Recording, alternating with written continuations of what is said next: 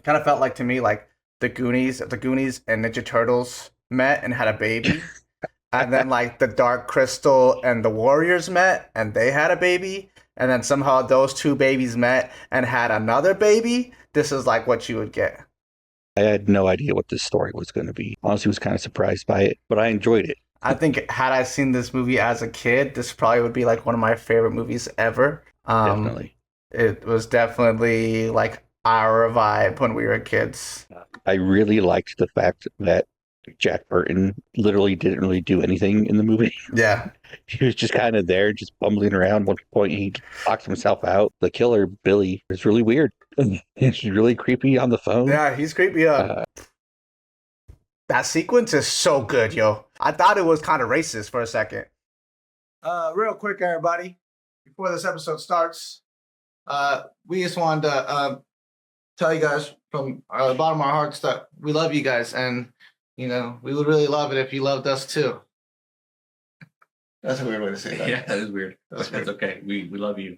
No, but for real, if you like this podcast and you want to support us, hit the like button, hit the subscribe button, give us a rating on Spotify or Apple Podcasts or what else are we on? Amazon. Do those things for us, and we would truly, truly appreciate it. Yeah. Yeah. I think that's all. Yeah, that's all. So do that, please. Okay, bye. Thanks.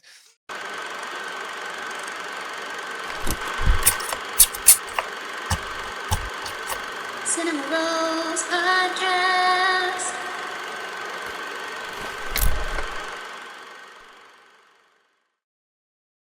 Welcome to the Cinema Rolls Podcast, a podcast dedicated to watching and studying film. Today, we are discussing and reviewing Big Trouble in Little China.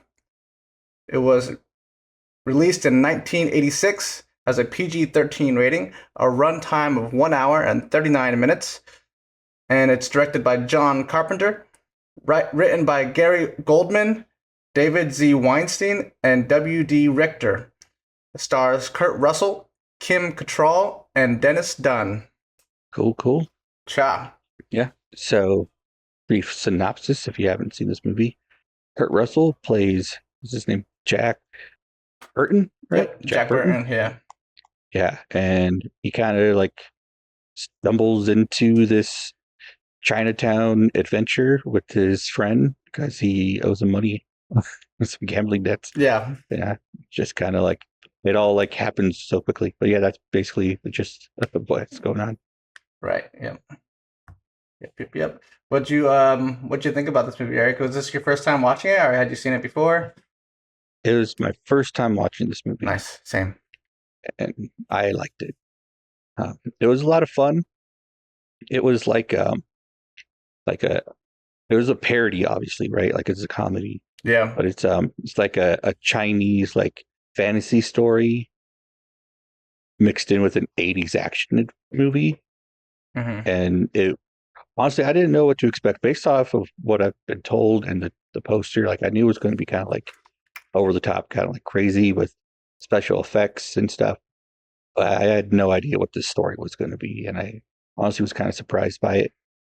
But I enjoyed it, and yeah, it was cool. Kurt Russell, always great. I haven't seen Escape from New York or LA, but I've been told I need to watch those as well. Nice. But yeah, him and John Carpenter seem to work well together. Agree. Mhm. Yeah. Yeah, this was my first time watching it as well. It's very much a product of its time.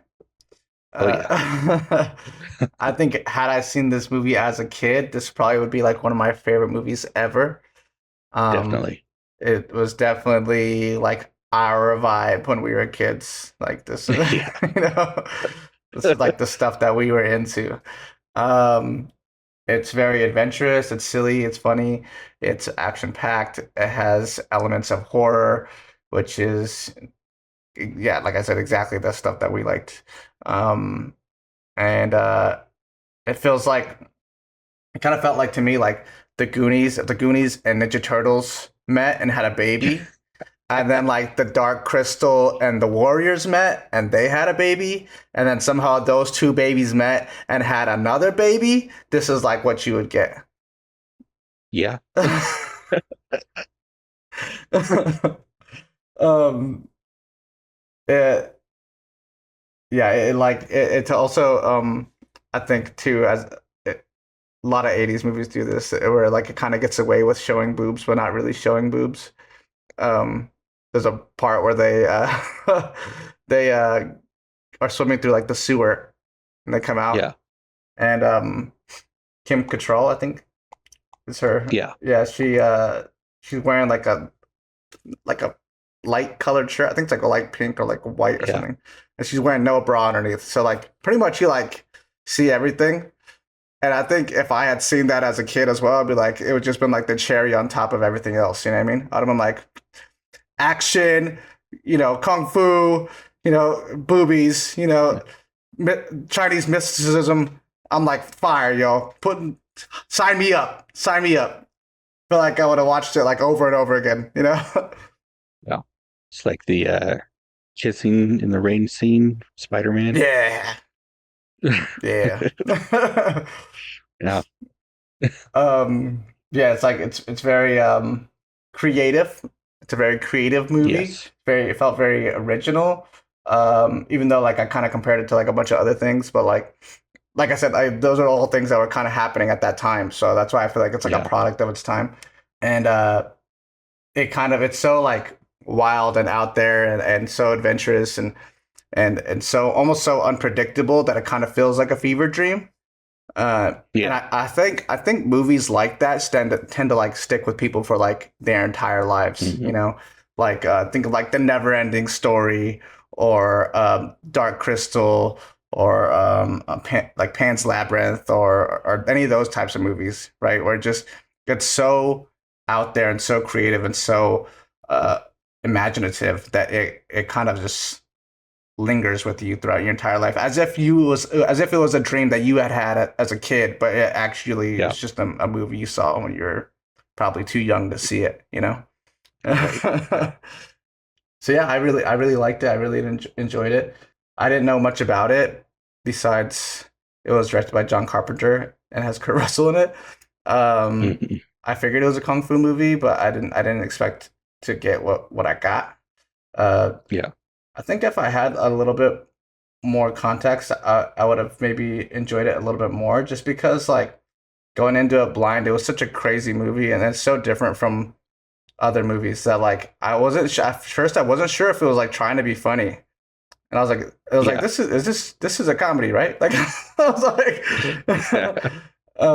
but it was really funny. I was like laughing a lot. But like I wasn't sure if I was laughing because like it was bad and silly or if it was like intentionally trying to make me laugh. Eventually I realized it was intentionally trying to make me laugh. But at first I was like, I wasn't sure, James Hong stole the show for me. Talking about Lopan. Lopan. Yeah, he's awesome. That dude's a legend. He's great. But yeah, he's so perfectly casted in this movie. I liked is it Victor Wong, isn't it? Right? Yeah. He's the grandpa from Three Ninjas. Yeah. He plays Egg Shen. Yeah. That's the guy that gives him the potions and stuff, right? That guy? Yeah. Do you want to move into ratings? Yeah, let's do it. I would give this an 8. An 8? Yeah, it's a pretty good movie. I definitely would watch it again. I enjoyed it. Yeah. It's fun. Yeah, I agree. No, I think I literally the same thing. I was thinking the same thing. 8. I was thinking about 7.5, and I was thinking about 8.5, and I was kind of going back and forth between 2, and I was like, let's just go right in the middle. Yeah. 8 is a solid rating, I think. Yeah. Do you want to get into some fun facts? Fun facts? Yeah. I have quite a bit. I'm not sure if you looked up anything, but I watched a few videos or listened to them while I was at work today.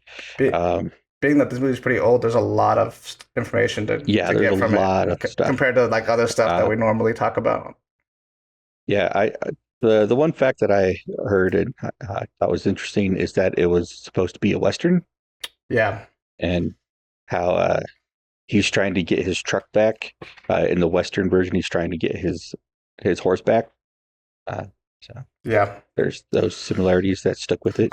yeah. Yeah. Actually, I feel like a lot of the stuff I have is going to cross over, and I kind of have it in a very specific order.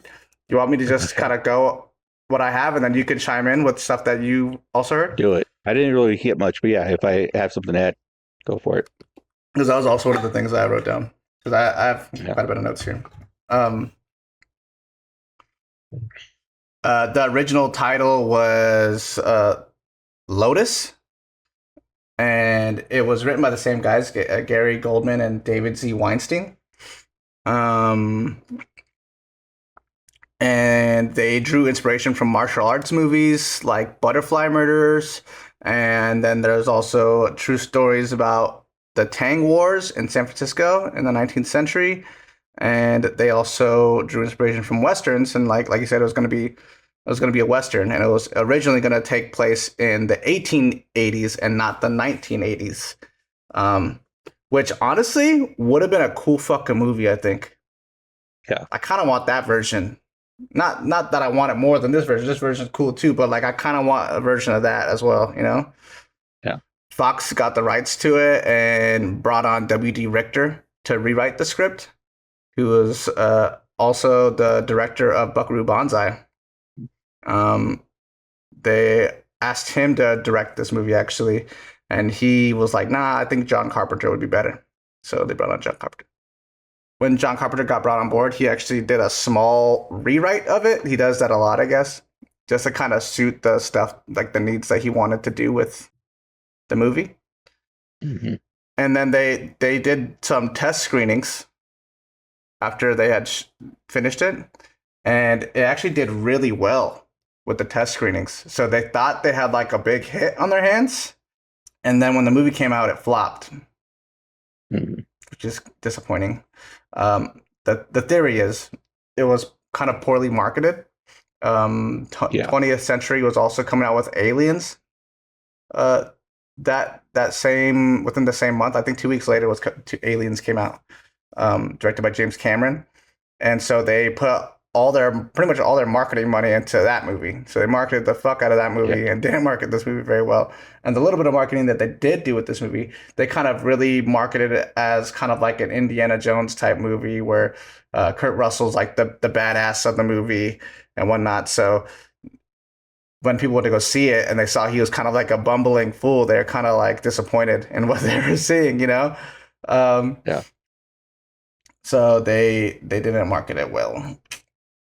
And then also too, critics didn't really understand it. So a lot of critics talked poorly about it, which didn't help it.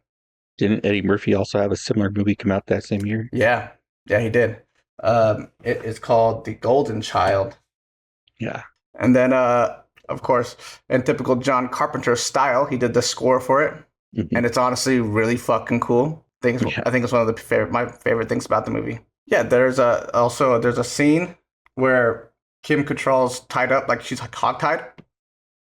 And I remember when we were watching it, Natalie and I were both like, why is she the only one that's tied up? Like, what's going on? I guess in the deleted scene, she was like getting really mouthy with the guards. And so they tied her up like that. But because it got deleted, you didn't get that context. Yeah. Also, Jackie Chan was apparently at the top of John Carpenter's list when it came to casting Dennis Dunn's character. What's his character's name again? Yeah, I don't remember. Wang Chi. When it came to casting Wang Chi, he wanted Jackie Chan. And honestly, it would have been so cool. I think it would have been like Rush Hour before Rush Hour, you know? Right. Mm-hmm. So what happened was the producers didn't think that Jackie Chan was a good choice because his English wasn't that great. And they thought that Western audiences wouldn't be able to connect with him very well because of his accent, which is fucking whack, yo. It is whack. Yeah, so that shit sucks.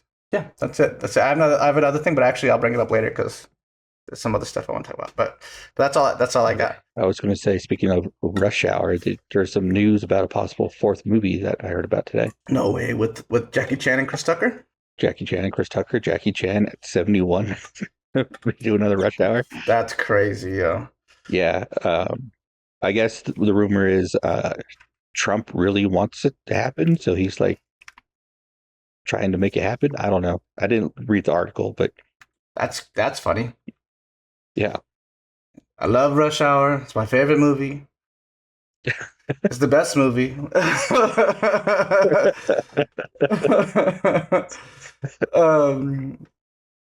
That's.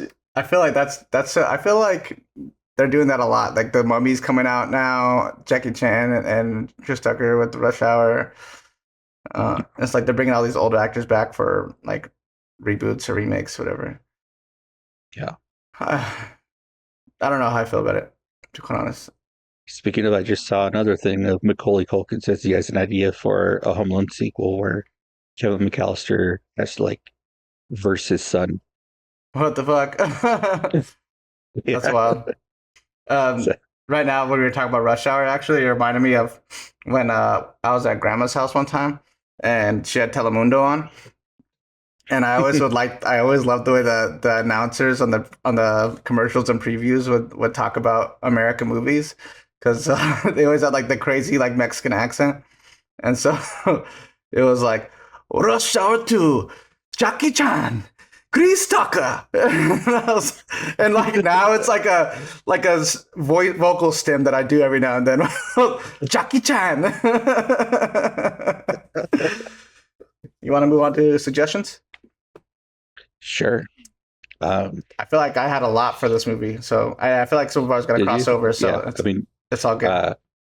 There's one movie that it made me think of a lot, and it's a pretty obscure movie. I don't think a lot of people have seen it or know of it. Like you guys said, like this movie is like kind of like a fever dream. Like this movie that I'm talking about, I say, kind of feels like a fever dream. And it's The Warriors of Virtue. Ooh, Do you know this movie at all? Sounds so familiar. Hold on, I'm looking it up right now. I swear I was just thinking about, if it's the movie I'm thinking about, I was just thinking about this movie the other day. Warriors of Virtue. Oh yeah, okay. I think I have seen this movie. I'm sure you have. But you know what? I think it is kind of like what we were talking about, Eric. It does feel like a feat, like I dreamt it, you know, like Yeah. like it didn't actually happen. Yeah. Because I recognize the main character, The kid. Mario Yadida. I guess that's his name. Yeah, he What else was was in he in? Jack. That's all I remember is him and it was Jack. Yeah, he was in Jack. Yeah, that's right. He was in Jack with Robin Williams. But anyways, tell me more. The Warriors of Virtue. So it's about a kid who like falls into this mythical world filled with kung fu kangaroos. I don't remember the story very well, but that's all I know is that he goes there and he meets all these kangaroos that know martial arts, and I don't remember what the story is from there. But like he learns to like be a little more confident in himself, and when he goes back to the real world, he's able to find his bullies. Oh yeah, okay. The warrior, the kangaroo warrior guy just popped out, and I was like, boom, like blast from the past. Yeah, I've seen this movie before. Yeah, freaking yeah. That's The Warriors of crazy. Virtue. I thought this movie was so cool, and like no one ever talks about it. That's so crazy. I kind of want to watch it now. And another movie I'm not gonna be I watching would that suggest preview. is The Forbidden Kingdom. Nice. Yeah, that's a good one. Yeah, it's That one does have Other- Jackie Chan. Jackie Chan. Yeah, and it's about a white guy who stumbles into this Asian thing. Mhm. Only he does kind of become the hero, Yeah, unlike Jack Burton, who's just bumbling around the whole time. right. And the other movie I thought of, I know I've suggested this movie a few times, is Scott Pilgrim. because Nice. of the way the pacing of the movie, how like constantly like ramping up. Yeah. Um, and then I'll also just throw in, just because this movie was supposed to be a Western and they wanted Jackie Chan, is Shanghai Noon. Shanghai Noon. I almost put that in there as Yeah. one of Yeah. mine. Yeah. Nice. That's a good Which one. I seen this movie maybe like twice. I don't remember it very well. Yeah. It's Jackie Chan. It's like a Western Rush Hour, basically. Yeah. Pretty much. Yeah. On my suggestions, I have The Last Dragon. Nice. I Yes. still haven't seen it. Really? I know I need I to. used to watch it all the time at the house. I know. Last Dragon is show enough, right? Yeah, Shona and Bruce Lee Yeah. Roy. I've seen parts of it, and I see the guy at conventions, Yeah. but I haven't seen the movie. Super cool movie. Yeah. It's like a love letter to blaxploitation and kung fu movies of the 70s. Yeah. I I always, for some reason, the scene that sticks with me the most in this movie is he gets into like a street fight, and he's whooping ass, right? And he like punches this dude in the face that's like kind of like a bystander. Not really bystander, he's like one of the guys that's trying to fight him, but he's not really doing much up until this point. And then he punches him in the face and he just goes, "Your mother." Your mother. And that's like his response to getting punched in the face. Nice. Yeah, super cool movie. Just looking at it right now, I want to rewatch it. It has a lot of references to Bruce Lee movies. Obviously, the main character's name is Bruce Lee Roy, but he also does that like from the Chinese Connection. There's another name for that movie too. Oh yeah. Feels like the little and the arm thing. And then the other suggestion I have is Teenage Mutant Ninja Turtles. Great movie. Yes. 1990 Teenage Mutant Ninja Turtles is another product of its time, another thing that was influenced by Asian culture and martial arts movies. And I feel like even this movie, Big Trouble in Little China, probably influenced Teenage Mutant Ninja Turtles a bit. Yeah.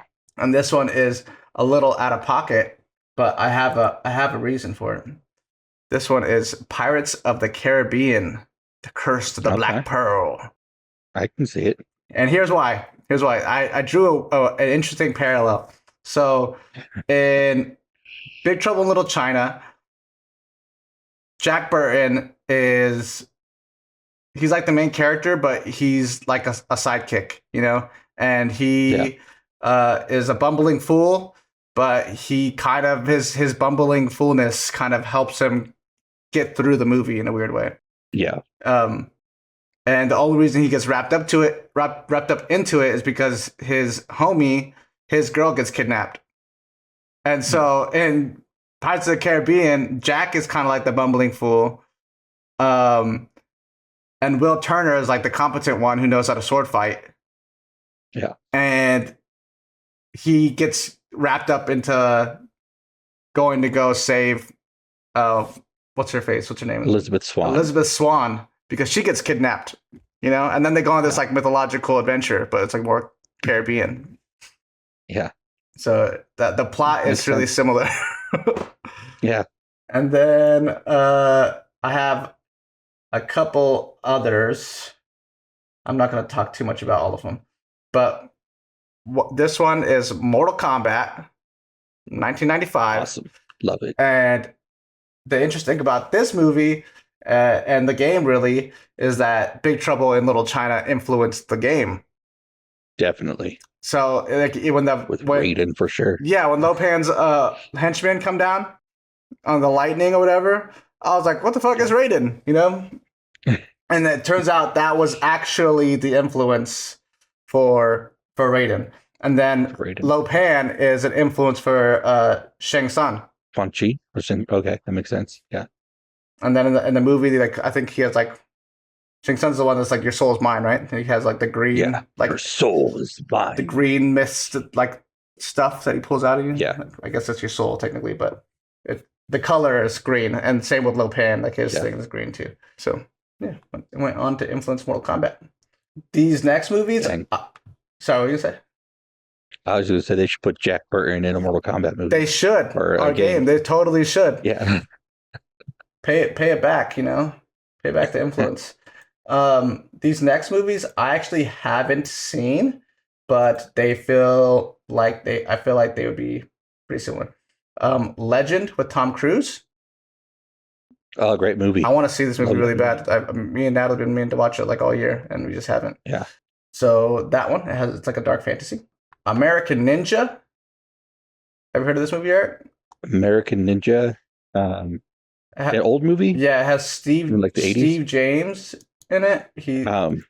So I've never seen the original, but I want to say we actually owned the second one on VHS. Oh, and really? Me and Carlos used to watch that all the time. Nice. Yeah, it Yeah. looks pretty cool. It looks pretty like, same thing. Product of its time. Came in 1985. Yeah. Very influenced by Asian culture, martial arts movies. Yeah, I think you'd like it. Like I said, I haven't seen the first one, but the second one was good. And so I'm sure the first one's good and definitely something that's up your alley. Yeah, it looks cool. I want to check it out. And then the next one is Double Dragon. Do you remember this movie, Eric? That movie's insane. I don't remember much from it, but I think I remember you and Carlos either watching it or talking about it. This movie is, two brothers have half of a powerful ancient Chinese talisman, and an evil gang leader has the other half and determines to get the brothers half and have a complete medallion so he can gain the absolute power. So it's like these brothers are going up against an evil gang. Yeah, I remember that movie. There was a guy who liked the Thunder guy in this movie. Was like got like really big. Mm. I think he was like mutated somehow by like the main villain. But yeah, it was like it was almost like Bane's like Venom, like Oh, okay. check it and then like gets like really huge. Gotcha. But like he looked so ridiculous. Yeah. like right before that dude blew up in this movie, that's what he looked like. He just Right. had like that giant face. Like I can it was see weird. that. I'm looking at the trailer right now. It looks insane. And then the next movie is The Golden Child, which we talked about a second ago, with Eddie Murphy. And this was actually a movie that was it got 20th Century Fox a little nervous about Big Trouble in Little China because the plots were pretty similar. Yeah. And they had Eddie Murphy at the forefront of it. And at the time, Eddie Murphy was like killing it, yo. Like he could do anything and not, pretty much not have it flop. You know what I mean? He was like that kind of stardom back then. So that's why they actually wanted a star to lead Big Trouble in Little China, and they actually wanted Clint Eastwood or Jack Nicholson, and they both declined. And then they ended up going with Kurt Russell because Kurt Russell was kind of like on a rise to stardom at the time, and he also had already worked with John Carpenter before, so they had like an already established relationship. And didn't they also want John Carpenter to direct that movie as well? The Golden Child? Yeah. Actually, I heard that. Actually, I have no idea. Yeah, I thought I heard that, and that he said no so that he could do Big Trouble in Little China. And I'm forgetting the actor's name, but Lopan, that actor was actually in The Golden Child as well. Oh, really? Yeah. James Hong was in this too? I'm pretty sure, yeah. Actually, I haven't There's two people that was in Big Trouble. Oh, yeah, you're right. James Hong was in it, and Victor Wong are both in it. Yeah. That's wild. Not a lot of parts for Asian Americans in movies. Especially back then, yo. But all right, that's all I got for suggestions. It was cool. It was kind of a lot, but this movie, like I said, because it's a product of its time, I feel like there was a lot of other movies around that time that were kind of dealing with the same things, dealing with the same themes. Yeah. So everything was ninjas, you know. So everything was kung fu and ninjas. And the only reason why is because of Bruce Lee, guys. Okay, this is Stan Lee, but it's one of those things where it's a mix. It's Stan Lee and Bruce Lee. Bruce Lee is the only reason why we got all these movies. Well, Bruce Lee and also other kung fu movies, right? The kung fu movies that were being distributed by Who was it? Golden Harvest. Golden Harvest. Yeah. Yeah. So and because they were mostly getting distributed to like horror theaters. It was mostly like black audiences that were watching these movies.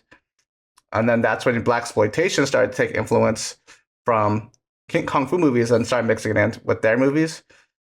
And then it kind of all started to evolve from there. And then the whites took it. Yeah.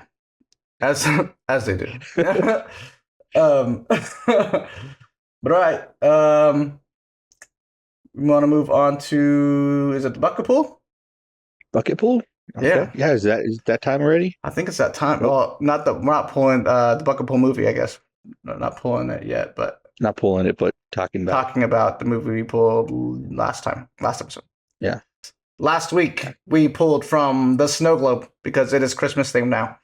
We're entering the holidays. So last week we pulled out Black Christmas.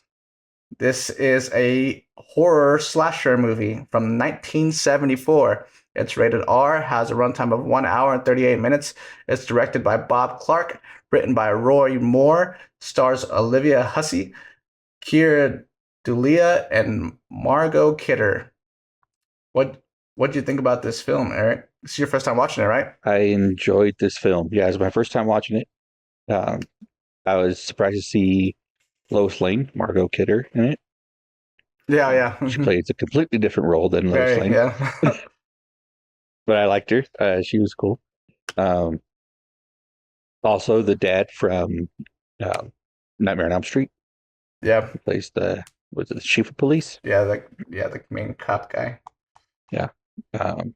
Yeah, he was cool. But yeah, the movie was good. I didn't really know what to expect going in. I knew it was a slasher. I knew it was an older movie and set at Christmas.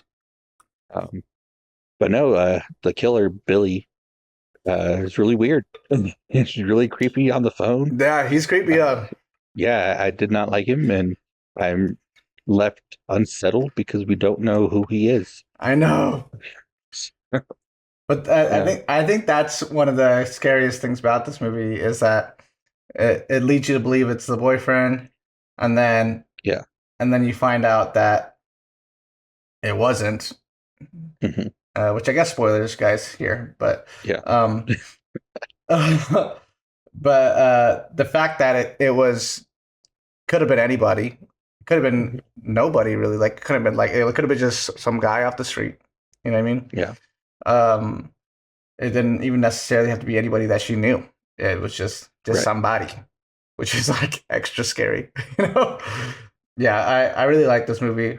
This was my second time watching it, and it's good. I think toward the second half, like the pacing ramps up, and it just like sucks you in. The first half's like it's not that it's slow. It's just like I don't know. There's just stuff happening, right? It's kind of building up context for you, and then the second half is really when it kicks in. You could tell that it pulls influence from Psycho. There's a whole scene where he's stabbing Margot Kidder with a unicorn horn, like a glass unicorn, which that sequence is so good, yo. It's like the juxtaposition between like him stabbing Margot Kidder with the unicorn and then cutting back to the choir. Singing what song were they singing? It was I don't remember. Oh, All You Faithful, is that one? Oh, Come All You Faithful? Yeah, I think it's that one. But the juxtaposition there is just it's so good, you know? And it really makes you like, because normally like Christmas is so like comfy cozy, right?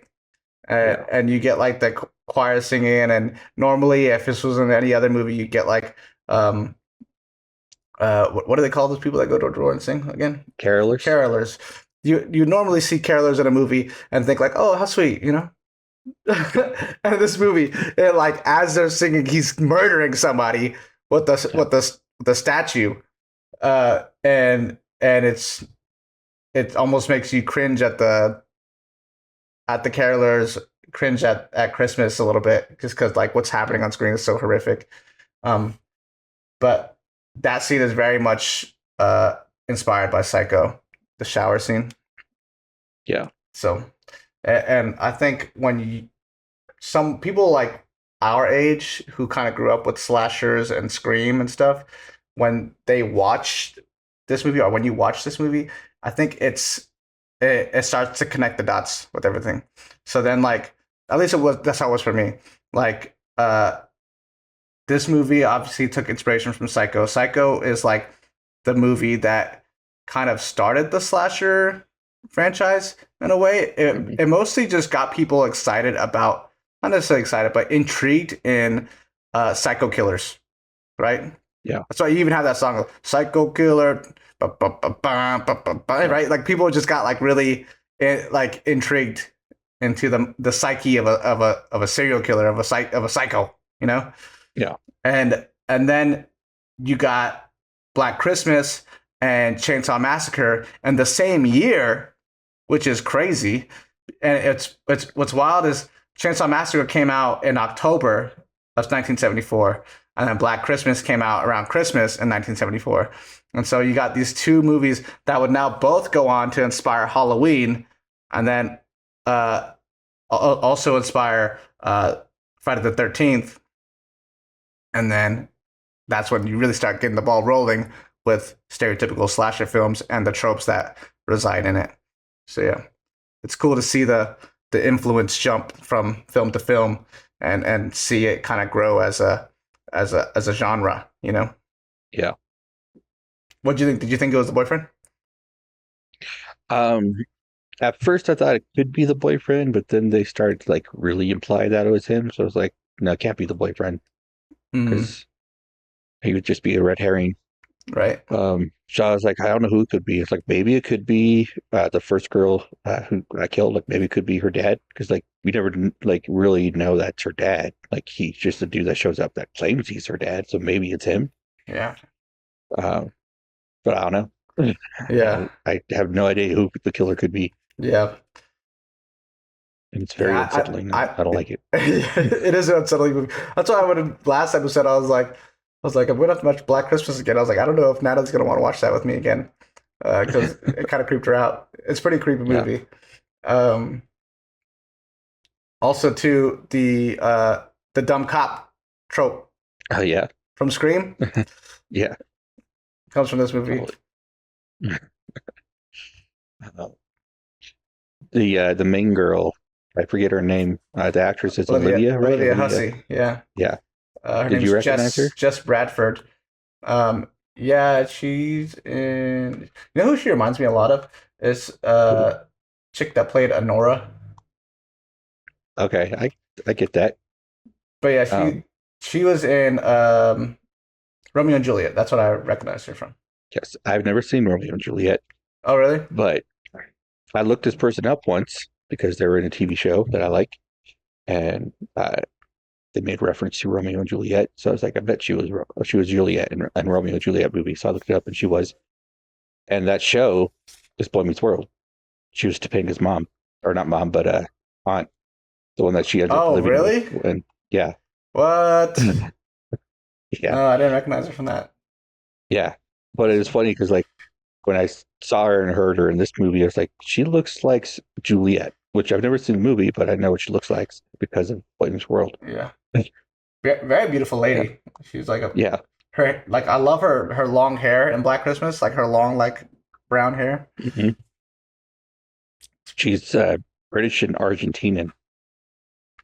Good mix. Yeah, she's very pretty. Love Black Christmas. It was a good movie. Are you gonna watch it again around Christmas, or? I don't know, maybe. Not really the kind of movie I'd like to watch during Christmas. Yeah. But if I want something different from the normal stuff, maybe I'll put it on. I feel like edgy horror people always suggest Krampus around Christmas, so I'm like, no, Black Christmas. Yeah. Original Black Christmas. No, Krampus, or Black Christmas is definitely better than Krampus, I would say. Actually, I don't know. But I do like Krampus. Some of these action movies that they've done, like is it Violent Night with David Harbour? Thought that was a good movie. What's it called? Violent Night? Oh yeah. Yeah. No, I haven't seen it. It's good, you said? Yeah, I enjoyed it. Cool. You got anything else for this movie? No, I don't. It was good. Yeah, very good movie. The call's coming from inside the house. And when I first watched it, I was like, Scream. That's Scream. Yeah. I guess the movie was inspired by the urban legend that a babysitter gets a call from inside the house. You know? Yeah, yeah. I when I remember I first watched it, I thought it was inspired by Ted Bundy because Ted Bundy did something similar, Oh yeah. where he kind of broke into a sorority house and just did terrible things to the girls there. But um, so and I looked it up because I was like, this has to be what it was inspired by. Ted Bundy's thing didn't happen until after Black Christmas came out.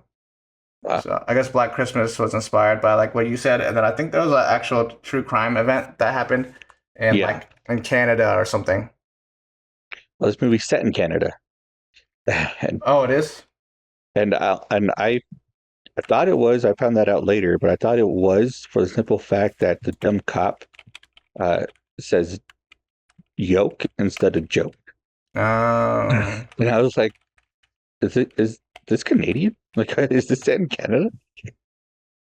Yeah, the inspired by the urban legend of the babysitter and the man upstairs, a series of real-life murders in Westmount, Montreal, and the 1943 crimes of a serial killer, Wayne Bowden. So yeah, that's what influenced this movie. Pretty cool stuff. If you guys Yeah. haven't seen this movie, go watch it. Especially if you're a fan of slashers and you've never seen it, go watch the movie.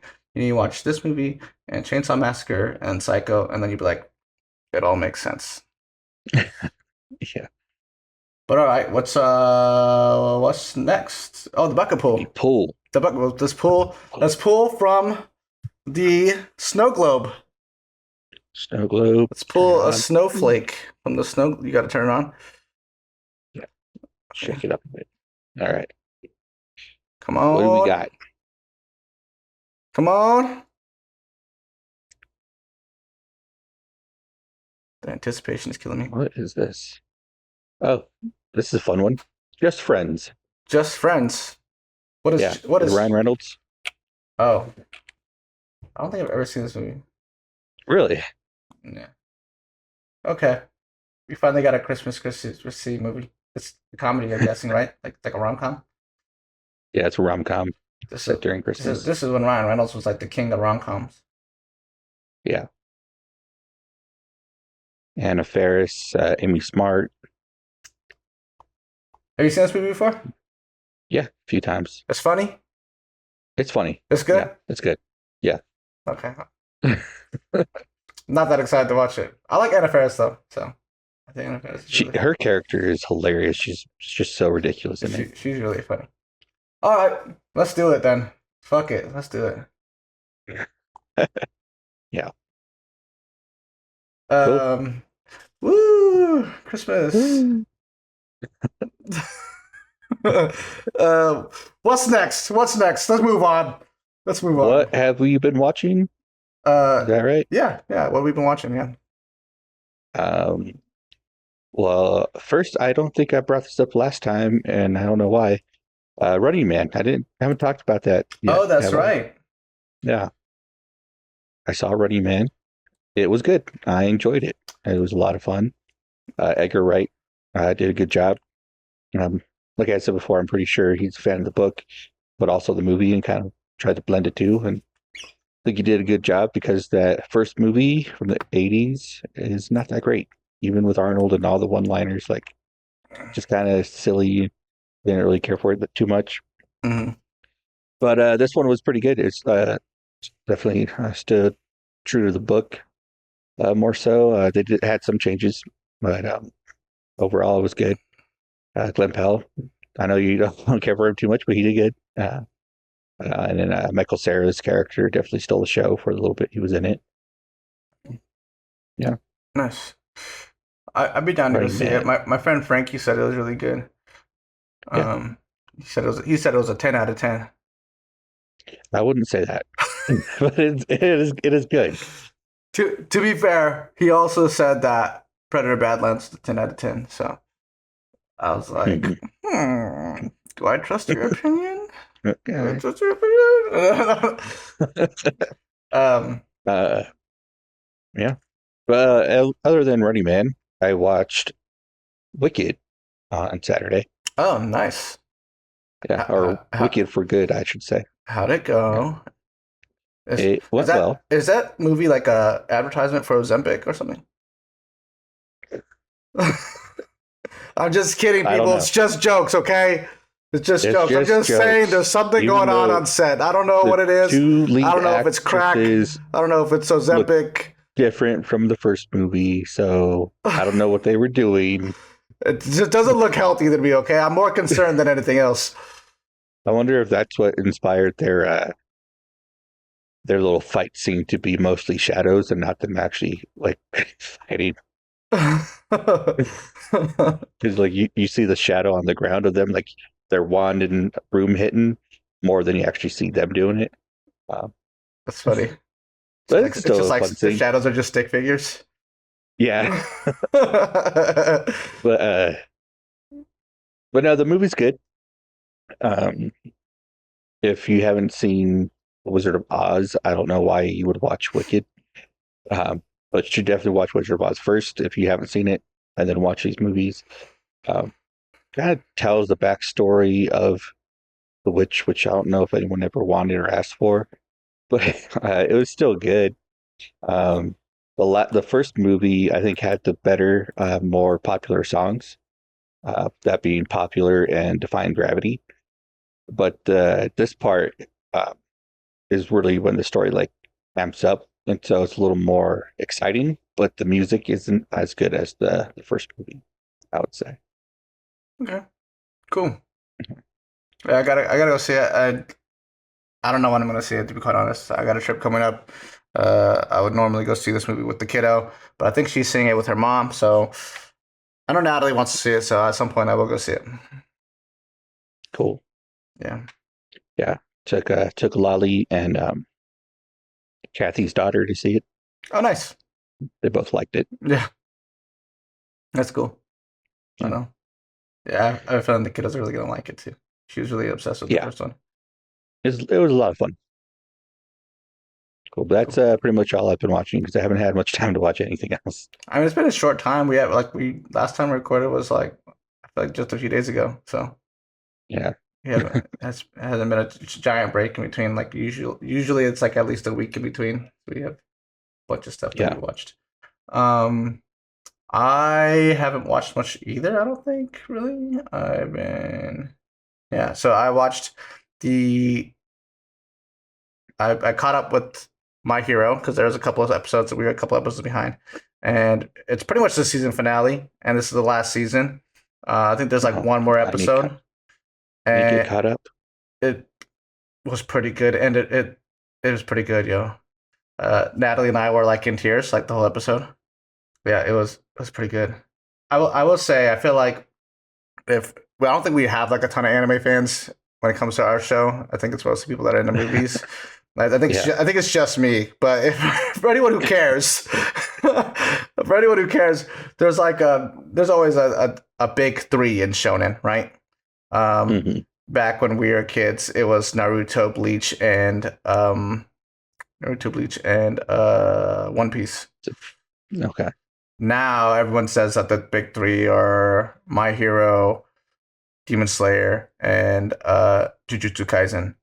And everyone's gonna if you talk to anybody, everyone's gonna be like, Demon Slayer's the best, right? I like Demon Slayer a lot. I don't think it's the best. It's very repetitive, very tropey, kind of predictable at some points, and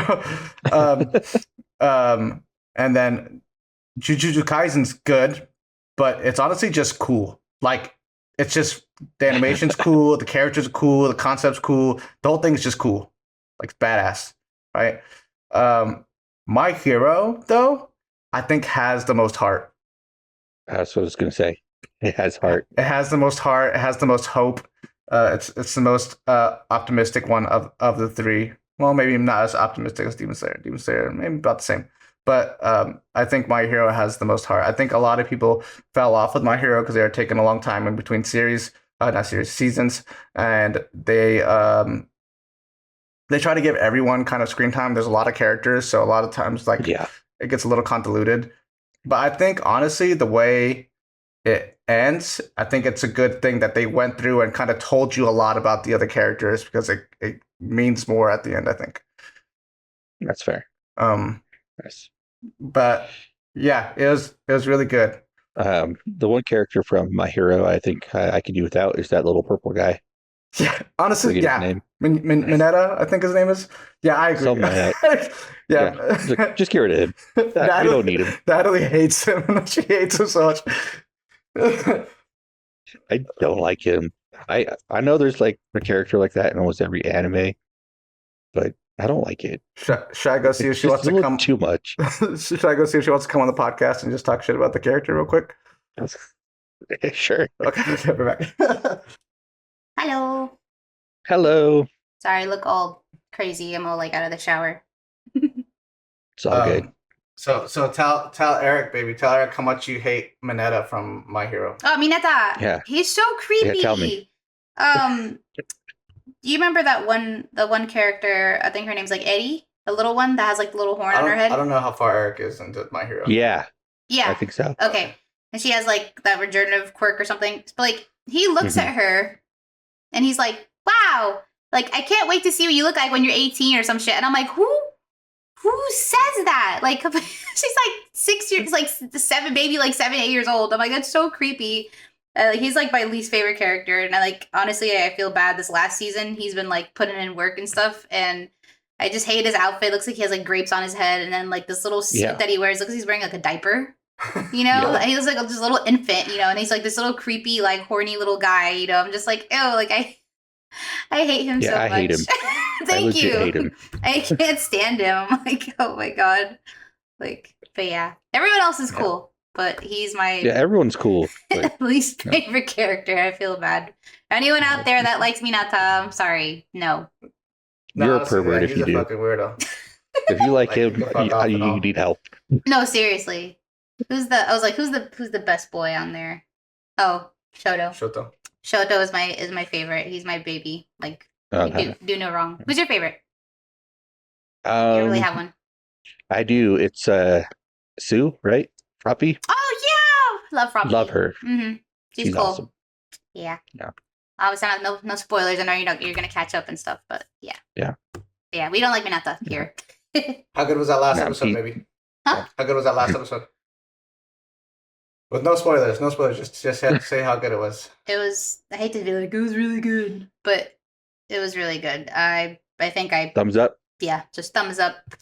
What's it? That was those one movie reviewers, Ebert and Roper. They always say 2 thumbs up, way up. I don't know if anybody knows that. I'm really showing my age when I say that.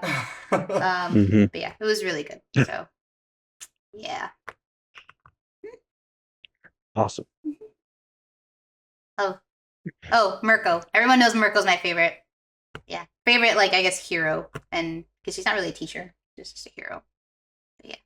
And who's that? Mirko, the rabbit hero. Maybe she hasn't been shown as far. I don't know. Like, when she gets introduced, like pretty later in the show. Season 4, season 5. I think you might not see her until season.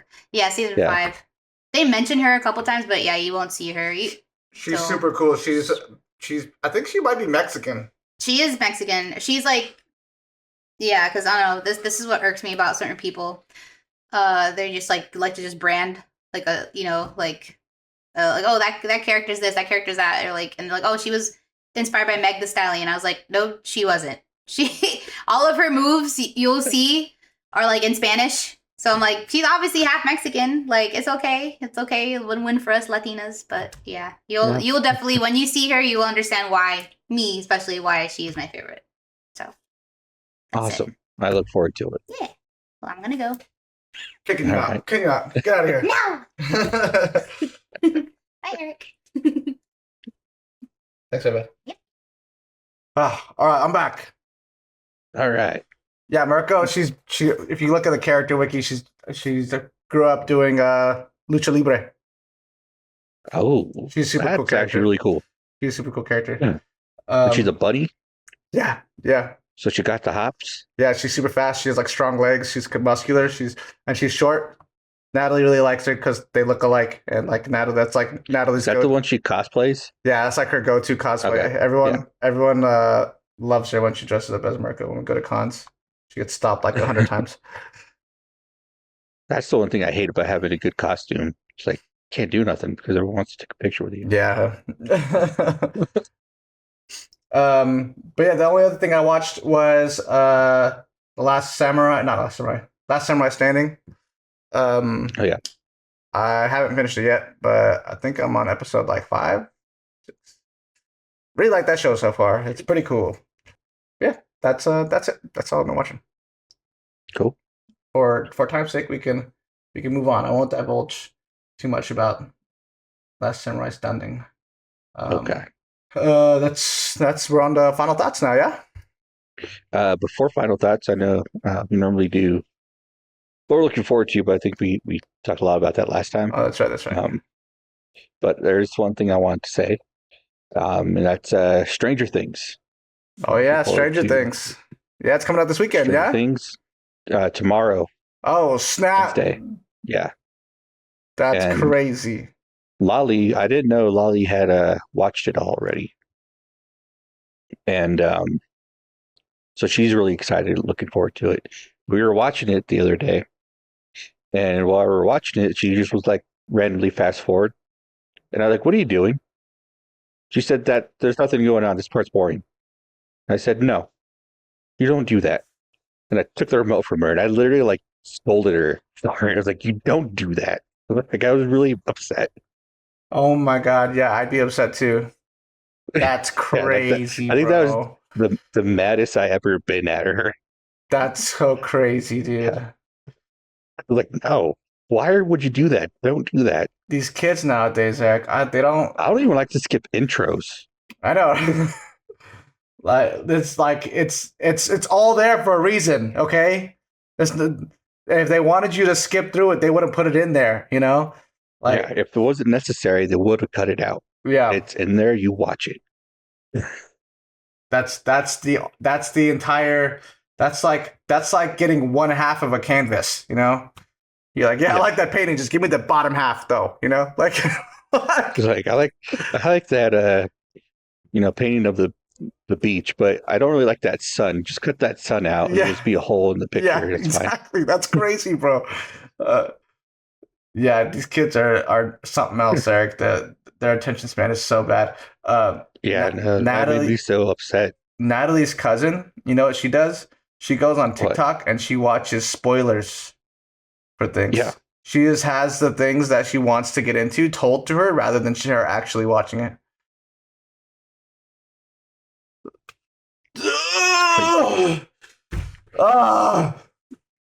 That drives me crazy. If you see a trailer or like a poster, even just like an image or a poster of something, you think that looks cool, check it out. Give it your full attention. Allow yourself to be immersed by it. That's the point, bro.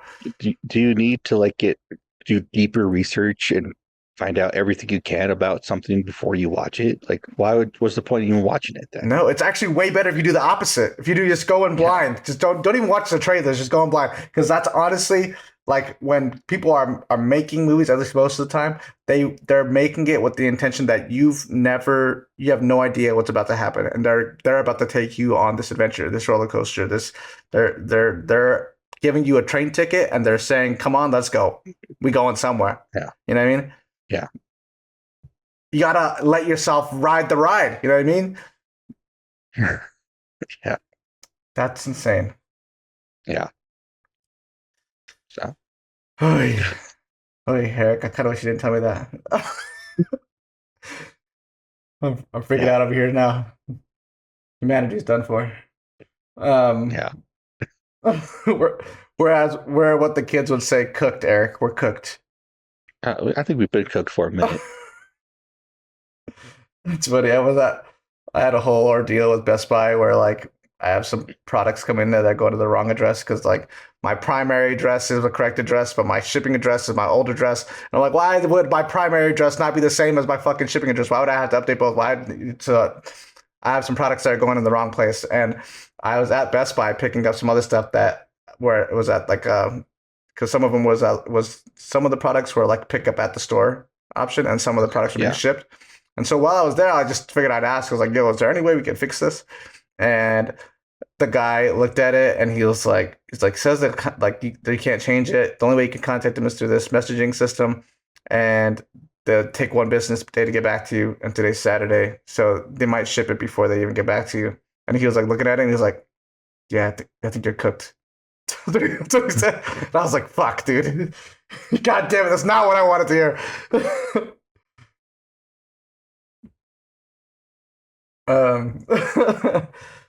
All right. I'm like hot now thinking about people not watching things properly. Final thoughts. Yeah, final thoughts. Final thoughts. Yeah. Okay. So I know we mentioned it a few times already, but I really liked the fact that Jack Burton literally didn't really do anything in the movie. Yeah. He was just kind of there, just bumbling around. One point, he locked himself out. Yeah. And like that, his friend was like the real main character of the movie and was pulling all the weight. Yeah, I just thought that was cool. I thought it was just like a funny take on the 80s action hero, because they all have that same attitude that Jack Burton does. Yeah. But they're always cool and can do everything. They're like, badass. Yeah. They're like, yeah.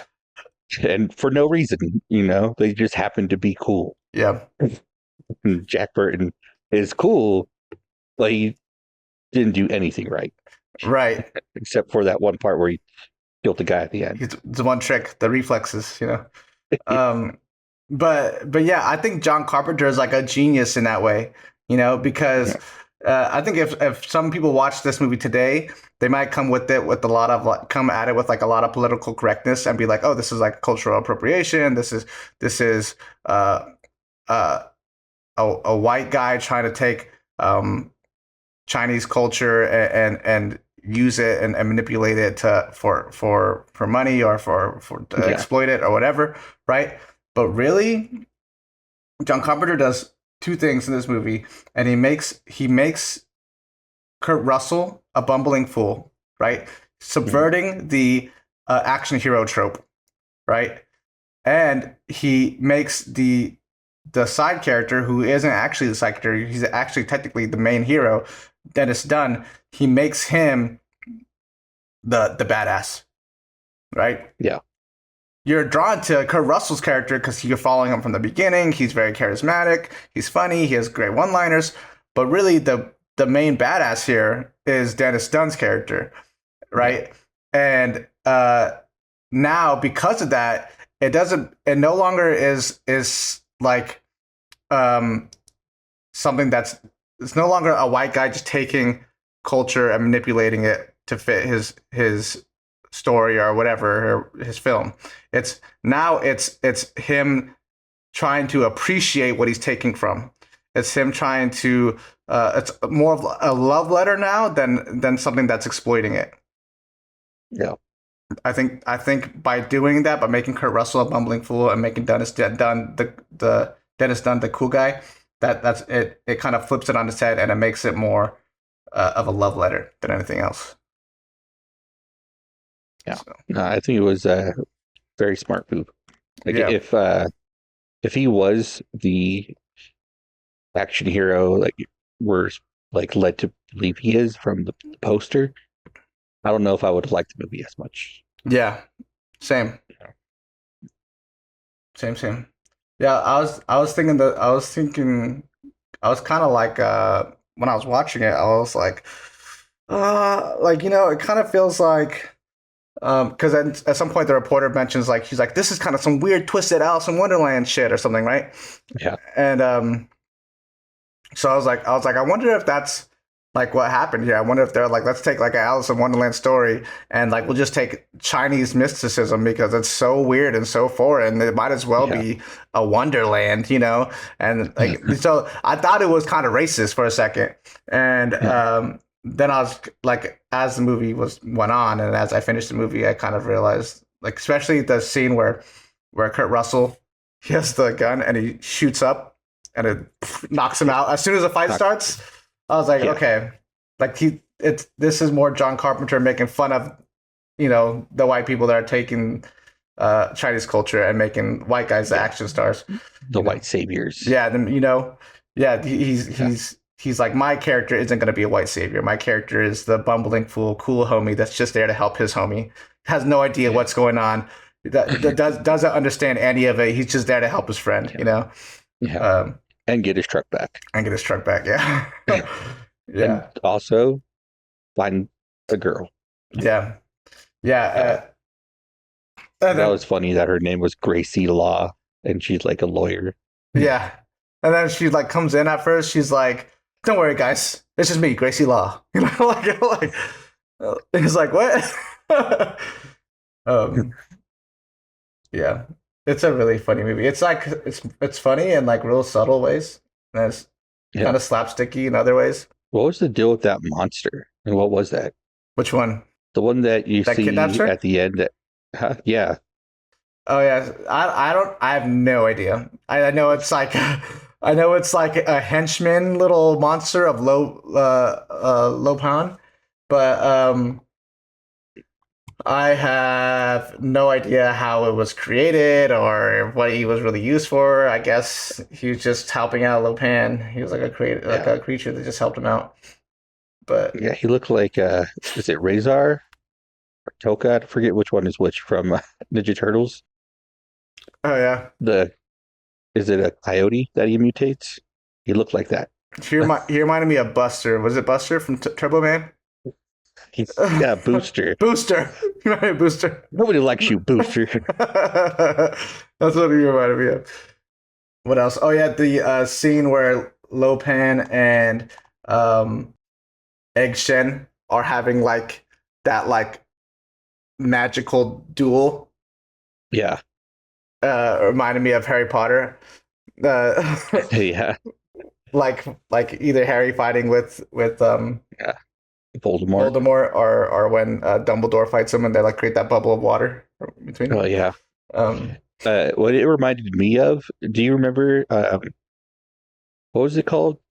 The like, it's not really a ride, but it's like a walk-through like attraction at Islands of Adventure. The Poseidon Adventure, I think it was called. Oh right, That's what it reminded me of, because they did the projection on the waterfall, and you see the gods fighting or whatever. Oh right, yeah, that's right. Reminded me of, yeah. That whole section's closed down now.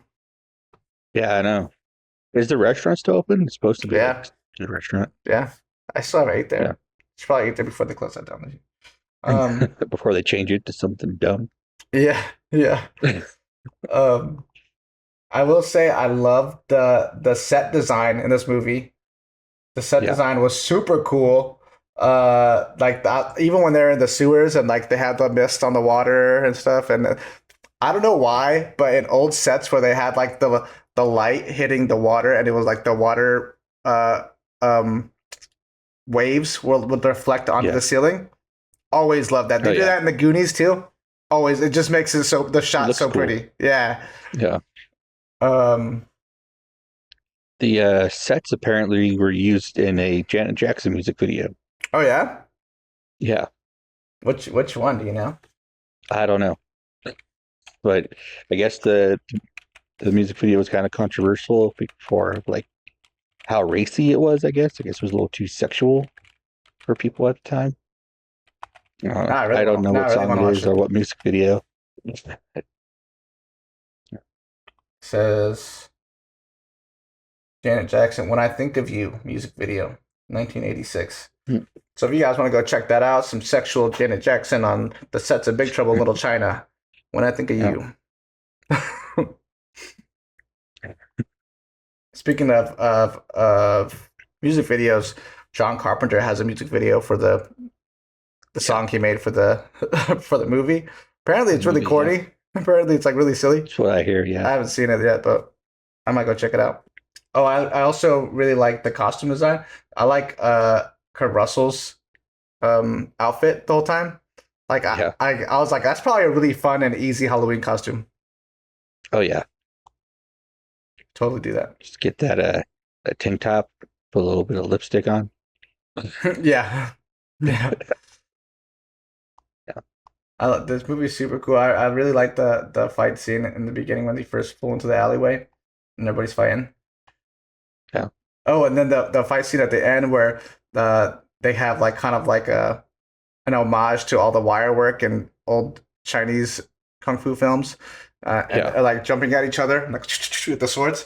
And at one point it gets really anime-esque and they're like following each other with the like speed lines behind them. Yeah. Before it's time, man. Before it's time. That was cool. It was cool. Also, when they're going in their elevator after they drank Egg Shen's potion, and they're all like kind of high. Yeah, that's pretty funny. Because I kind of think that's what was. I think that was what was going on there. I think his potion just kind of made them high. Yeah. Yeah, I feel really positive about the situation. That's how I felt when I had to take all those drugs before my surgery. You said take drugs before your surgery? Yeah. My mom had to drive me for the surgery. She was asking how I felt. It's like, I feel fine. Like, I know I should be nervous and anxious, but I'm not. I'm chill. I'm cool. That's probably exactly like how I felt. Yeah. Like, I can do anything right now. Yeah. Wouldn't matter. You can throw anything at me. I do not care. That's funny. I'm good. I was just super content. Give me some of those drugs. That's what I need. All right, then. Well, you ain't got nothing else. Yeah, I can't think of anything else. It's a good movie. There's so much that happens in this movie. I feel like you could talk about like honestly any scene. Yeah. All right, people. Well, if you're not following us on Instagram yet, you should go over there and follow us as soon as possible because that's where we hold all of our polls for voting and what we're gonna watch. When we don't know what we're gonna watch, we probably just gonna rely on you guys to choose for us. So yeah, you can follow us at Cinema Rolls Podcast on Instagram. The polls will be on our story. We will probably pick some movies for you guys to choose from, and whatever wins is what we're going to end up reviewing and talking about and researching. And yeah, and we're going to, whatever that is, we'll be doing that, and we'll be watching the Bucket Pool movie, which is what was that silly movie? Just Friends. Best Friends. Best Friends. We're all gonna be best friends. Just Friends. Just Friends. Yeah. That's what I said. Just Friends. We're all gonna be best friends watching Just Friends. So Yes. Watch that movie, vote in the poll, and then you'll figure out what we're gonna do for the next episode. Watch the movies, come here, discuss it with us, comment on our videos, and all that jazz, and then like and subscribe and do all those things at the bottom. You know the things. You know the things. Yeah. All right. And that was it. That was that episode. Yes, it was. Thank you guys for watching. Thank you guys for supporting us. We love y'all. And to all, good night. See ya.